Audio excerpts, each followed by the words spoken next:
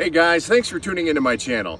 Today I'm going to give you a few tips and techniques on how to improve the distance in your fly cast. There are some things you need to consider before trying to shoot the line out 60 to 100 feet. So I'm going to assume today that you've been casting a fly rod for a while and now you want to try to add a little distance to your fly cast. So I'm going to give you some pointers on what's helped me over the years reach that fish that might be rising 60, 70, and dare I say 100 feet in front of us. So these techniques that we're going to cover are going to help you reach greater distances with your fly rod cast. So the first thing you want to consider is your rod arc, and that is very important. As your fly cast increases, your rod arc is going to increase with the cast.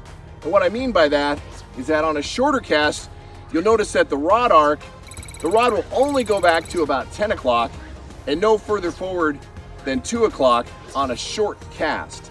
You don't have to have a large rod arc to be able to send that fly line out. But as your cast increases, so is the rod arc of your fly rod. You can see when I start casting, your rod arc's going to go back quite a bit further and almost to 9 to 3 on a longer cast.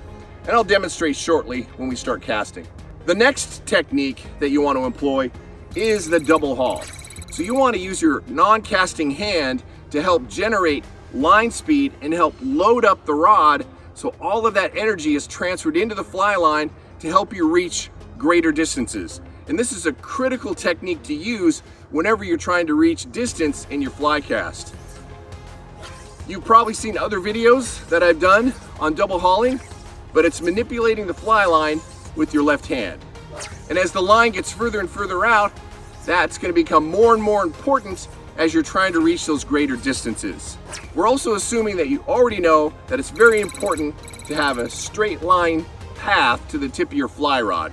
A lot of fly casters will open up their wrist on the back, and that really does create havoc when you're trying to reach greater distances. So it's important you've got your technique down before you really try to stretch the fly line out and reach that fish that's rising 100 feet away. So of course, before we try to reach those lengths, you need to pull out some fly line. So in this demonstration, I'm going to pull out all of my floating line, which is about 110 feet of line.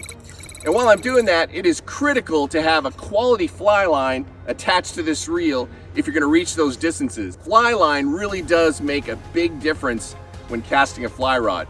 You can have a great rod, an average reel, but spend the money on a fly line because it really does make a huge difference. All right, so the next thing we're going to talk about is false casting. And false casting is when you hold a length of line in the air as you're trying to generate line speed and transfer the energy to the rod into the fly line.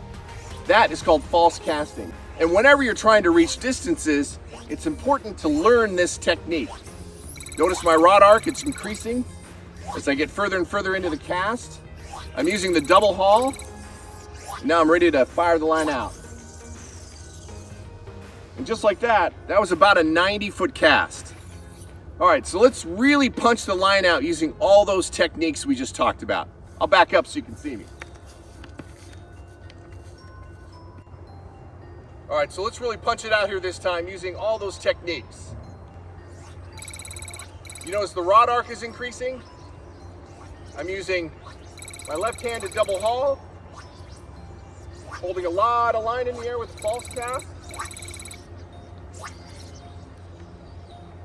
Just like that, I've cast all of my fly line. Now it's just over a 100-foot cast. So if you employ those techniques and with a little practice, you can start casting consistently 80 to 100 feet. And the reality is, are you gonna ever cast that far when you're fly fishing for trout? Probably not. But it's nice to have this skill set in your back pocket just in case you've got that fish that's rising a little bit out of your current range. So use these techniques and you'll be able to cast that fly rod a little bit farther. All right, everybody, thanks for tuning in and fish on.